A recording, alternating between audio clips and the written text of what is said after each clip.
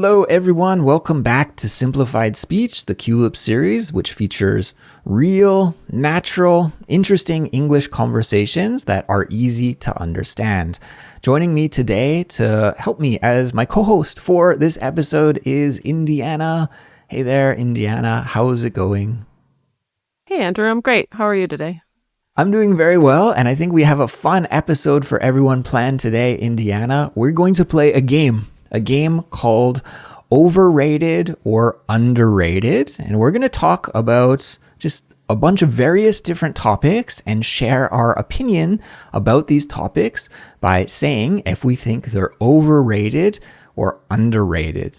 And Indiana, I think maybe a good place for us to start would be with a definition of these two terms, overrated and underrated. What does it mean if something's overrated? Well, let me start with the prefixes. I think that this is a great way to learn any new word that has this pattern, has the word over in it and the word under starting off the word. So over implies too much or even a bad thing. There's too much of something. And then under is there's too little, there's not enough. So overrated means that too many people like this thing. Too many people think something is good when in fact you think it's not that good. And then underrated is the opposite. So you think something's incredible, you think it's really good, but nobody's talking about it. Like nobody seems to agree with you and it's not very popular. So underrated would be something that, maybe if there's an obscure film director that you think is the best ever and nobody seems to know who he or she is, that would be an underrated film director. Yeah, excellent breakdown. Great examples there. So this is kind of just a fun way to share your opinion, right? By saying if you think from your perspective, if something is overrated, meaning people around you really, really like something, but you think it's not such a big deal, it's not so special. Or if something is underrated, you think something is really important, really special, really amazing, but the other people around you are like, it's not so good. So it's just a kind of fun way to share our opinions about that. So that's what we're going to do in this episode. We got a bunch of interesting topics to share our opinions about, if they're overrated or underrated according to us. And we'll get started with that in just a moment. But before we do, I want to let you know that there is a helpful study guide and an interactive transcript available for this episode. In the study guide, you'll find detailed vocabulary explanations and examples to help you learn and memorize and use the most helpful vocabulary that you'll encounter in this episode. The key expressions that I'll use and Indiana uses, we'll break those down in the study guide for you. There will also be a quiz in the study guide and some questions that you can use for speaking practice and writing practice. And you can get that study guide if you're a Culips member. But that's not it. If you are a Culips member, you'll get so many extra benefits and bonuses that we have designed here to help you improve your English fluency faster and better than ever. One of those major bonuses, Indiana, is our speaking classes. And Culips members can join with me or you or our other study guide writer, Alina, 3 times a week. If you're a Culips member, you can join our speaking classes 3 times a week. Indiana, maybe you could share just briefly what those classes are all about. Of course. So those classes are always focused on a previous Culips episode, and we will discuss the discussion questions from the study guide and give members an opportunity to practice new words and to share their opinions on the topics. So for example, today, you and I are playing a little game, overrated or underrated, and it could be a great opportunity to hear what our members think is overrated or underrated in the group discussion class. Yeah, could be a lot of fun. Yeah, actually, now that you mention it, I'm looking forward to when we get to talk about this episode in our small group discussion classes, because it will be great to hear everyone's opinions out there about whether these things are overrated or underrated. So guys, sign up and become a Culips member. on our website, culips.com. You can do that for an affordable price, and you'll be able to unlock and access all of our helpful study tools and just make your English study more fun, more helpful, and you'll achieve your learning goals faster than ever. Okay, so with that out of the way, and with that being said, Indiana, I think we should jump right into our main topic for today, which is discussing some various topics. We got a whole big list here that we're going to refer to. In fact, I've got 15 things planned, but I don't think we'll have time for all 15. So, Indiana, why don't we just pick and choose some of our favorites from this list, and we'll get into it and talk about if we think they're overrated or underrated.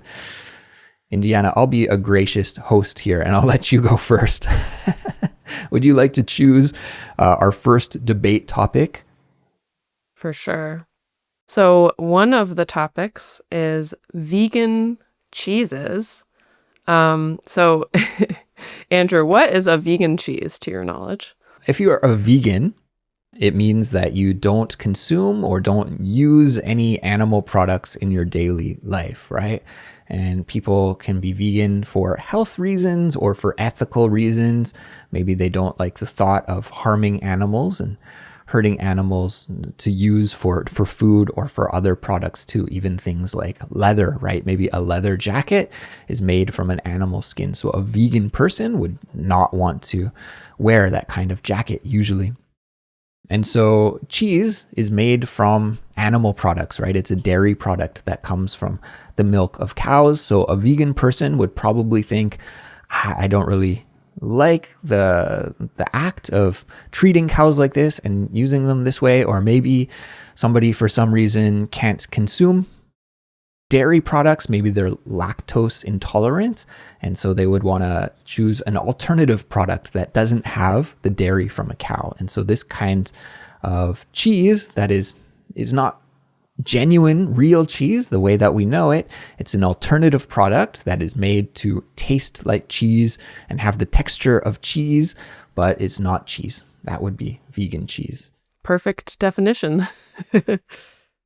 And Indiana, I am going to say I love cheese and I'm not a vegan, so I'm going to say overrated, my opinion.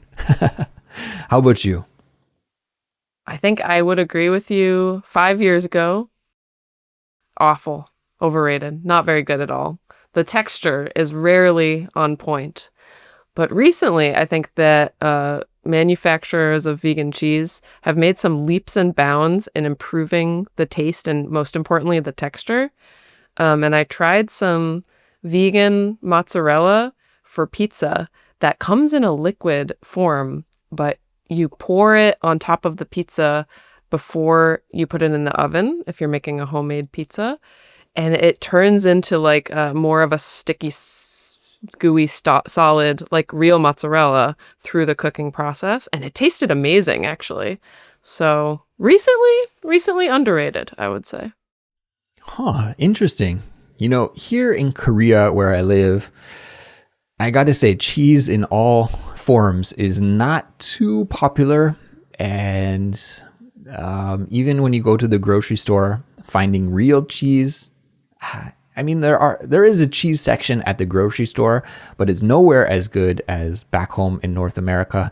And I would also say probably it's nowhere near as good to like even 1% of the extent of what our friends in Europe have with a European cheese selection. So even finding real cheese in Korea can be a chore, but finding vegan cheese is like almost impossible. I don't think I've ever seen vegan cheese at the supermarket here. So I haven't had vegan cheese, I have to say, for years and years and years. Probably it's been about a decade since I've last tried it. So I'm interested to try this new kind of liquid vegan cheese. Sounds a little weird, I have to admit, but I'd keep an open mind at least about it and try it. Try it at least once. There's still bad vegan cheeses out there, for sure, but they're making some incremental improvements, and this one was impressive. Let's go on to our next one. I'm going to choose one from this list. What's an interesting one here? Okay, I'm going to choose this one because it's something that I did yesterday, in fact. It is meal prepping. Meal prepping. Maybe Indiana, could you just briefly explain what meal prepping is so that everybody's on the same page here? Yes. So meal prepping is not prepping one meal or even really probably two meals, but several meals for a whole week. And typically it's done in a way that it's simple, easy to pack for lunch, to go to work, and you can easily repeat these meals each day. I could imagine people would meal prep maybe 8 salads for a week. They're making salad for dinner on Sunday, and they just go right ahead and get their Pyrex containers, their glass containers with the plastic lids, and put a bunch of salads together so they can minimize the stress and the cooking and preparation that has to be done on weekdays. So meal prepping your meals, preparing your meals for the rest of the week, or at least, a few days. Mm-hmm. Making all your meals one day so that you get the cooking out of the way, and then you can just heat up your meal and eat it quickly for the remaining days of the week.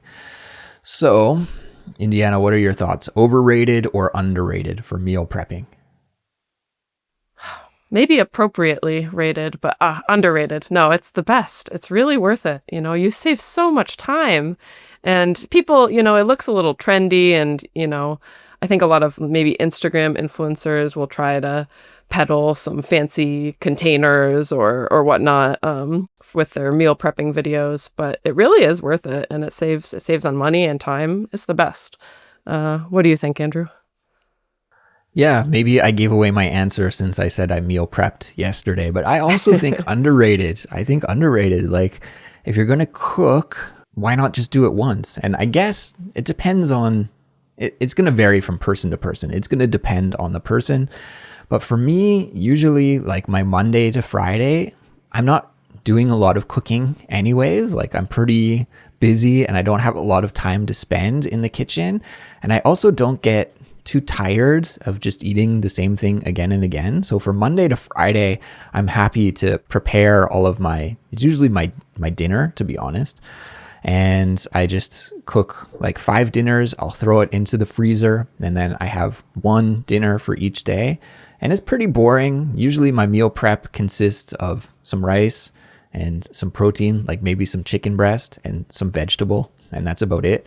And then I usually put some fresh kimchi on top before I eat it. Got to throw in the kimchi here in Korea.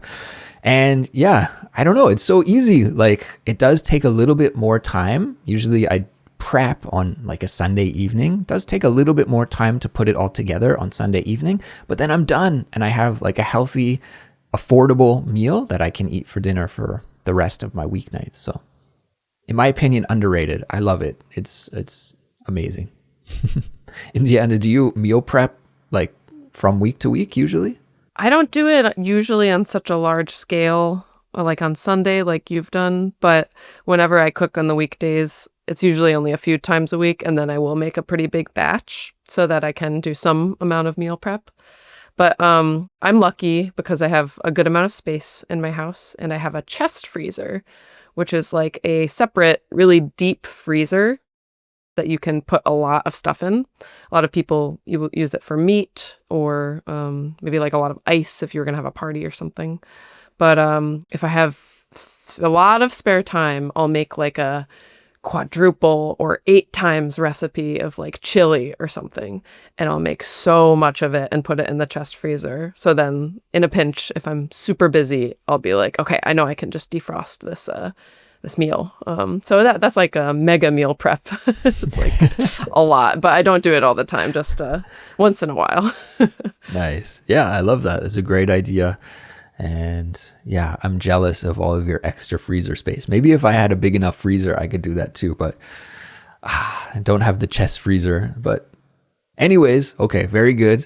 Why don't we move on to our next category? Indiana, do you want to choose one from the list? What do you got for us? What's next? How about self-help books? What do you think, Andrew, about well, actually, would you explain what a self-help book is?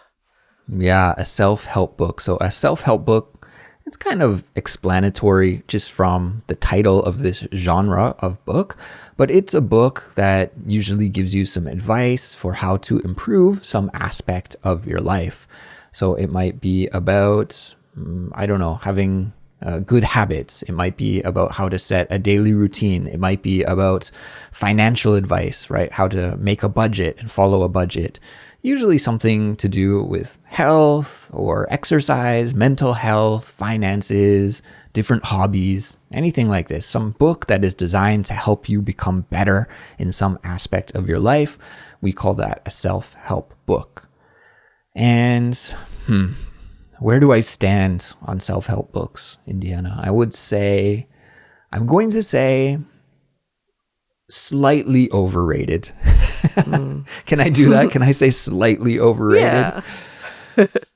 Because usually it's not a genre of book that I tend to read, because my opinion is when it comes to doing something, like I'm trying to think of the situations in my life, like maybe I'm really interested in language learning, right? So reading a book about how to be an efficient language learner would be something that would pique my interest. Or I'm interested in running and I love running, so maybe a book related to running and how to run better, that kind of book would sort of pique my interest. But I tend to want to spend more time doing the language learning or doing the running than I want to spend time learning about how to do that thing. So that's why I'm saying it's kind of slightly overrated.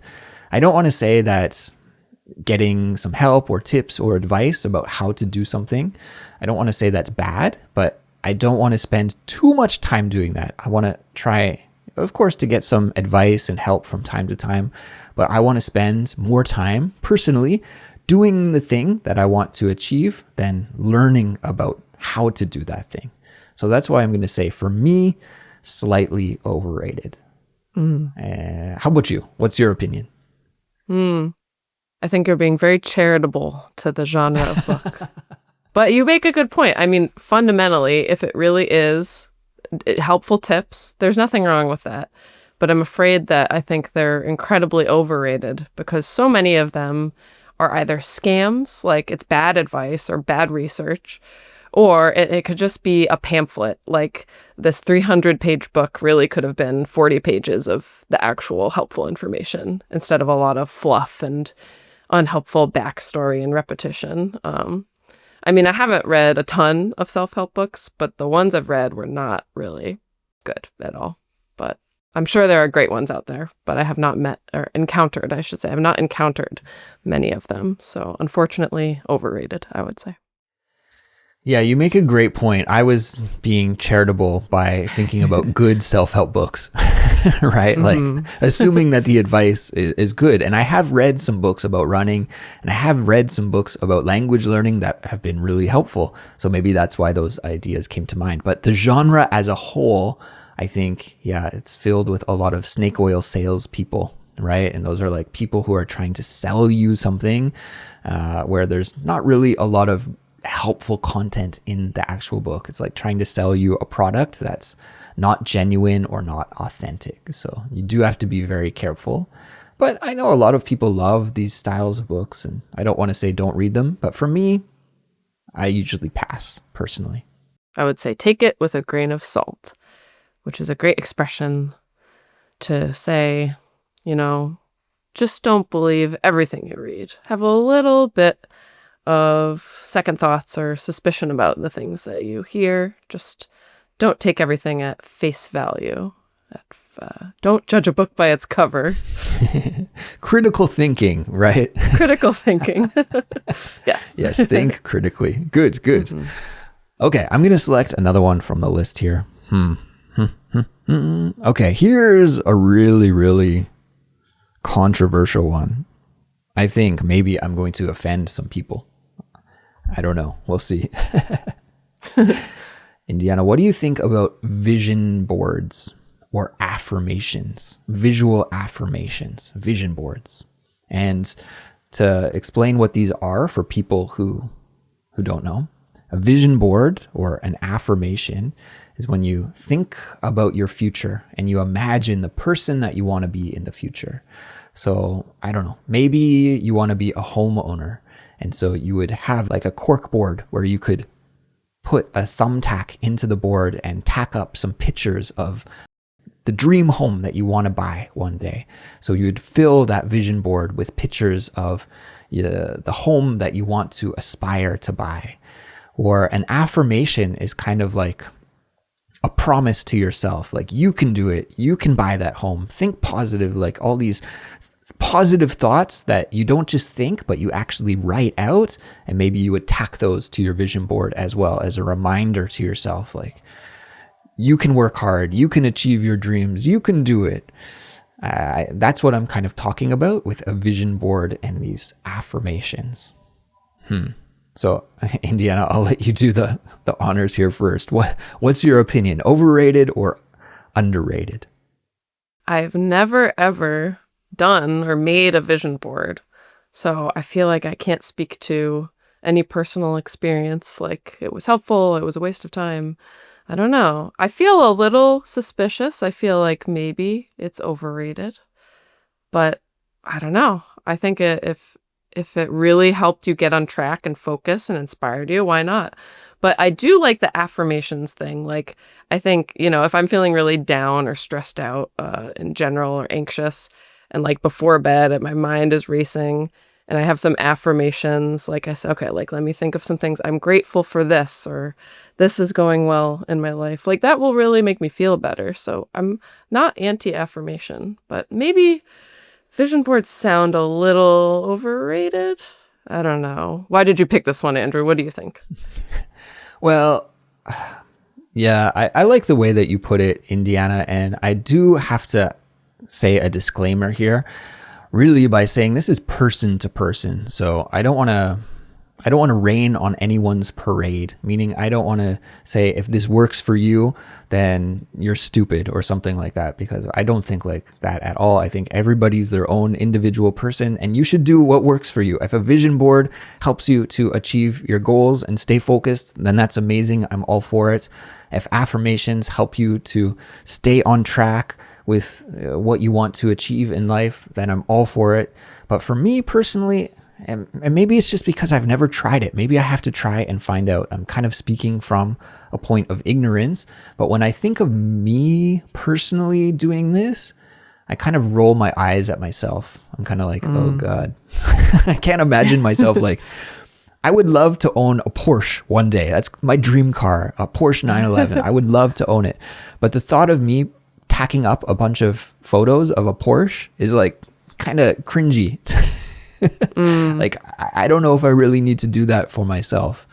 It kind of reminds me of like, like a teenager who wants to maybe be a basketball star and they put posters of their favorite basketball stars in their room. Like, it's cool when you're 15, but maybe when you're 40, maybe we can just sort of keep the vision board inside our minds and we don't need to put it outside on our walls. I don't know. So I'm going to say a little bit overrated for me.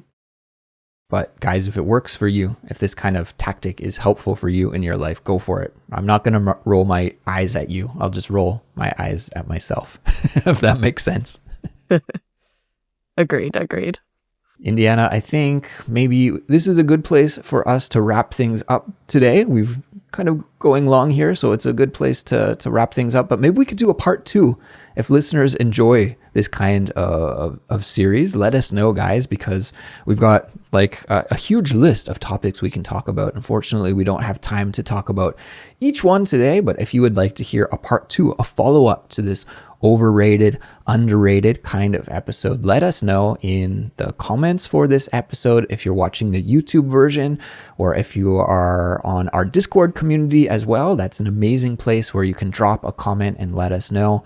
If you'd like to join our Discord community, it's free. We have a community of around 8,000 Culips listeners over there, and it's an awesome place to connect with other listeners who are just like yourself, who are English learners and who want to improve their English. And so you can be active with your English on our Discord and write a comment and let us know your thoughts and opinions.